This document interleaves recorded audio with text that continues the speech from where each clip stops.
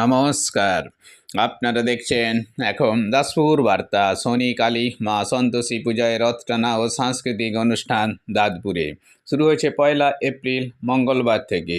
দাসপুর থানার কংসাবতী নদীর তীরে দাঁতপুর গ্রামবাসীবৃন্দের উদ্যোগে ও পরিচালনায় 8 দিন ব্যাপী এই আয়োজনে শনি কালী মন্দির অভিষেক, পূজার্চনা, প্রীতিভোজ, পায়ে পায়ে 47তম বর্ষে সুখ, শান্তি, সমৃদ্ধি ও সন্তোষদাত্রী মা সন্তোষীর পূজা 4 এপ্রিল রথ টানা, বর্ণময় বাজির রোশনাই 5 এপ্রিল লোকশিক্ষামূলক যাত্রা, পালাগান সহ প্রত্যহ সাংস্কৃতিক অনুষ্ঠানে মানুষজন মেতেছেন।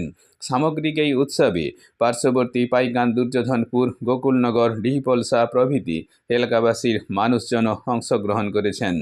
একঘেয়ে জীবনযাত্রায় দৈনন্দিন টানাপোড়েনে এই উৎসবকে কেন্দ্র করে বিনোদন, স্থানীয় সাংস্কৃতিক প্রতিভার বিকাশ, মনোহারী দ্রব্য, গৃহস্থালী সামগ্রী ও রসনা পরিতৃপ্তির আসরে কেনাবেচায় এটি এলাকাবাসীর চাহিদা পূরণের পরিপূরক উৎসবে পরিণত হয়েছে।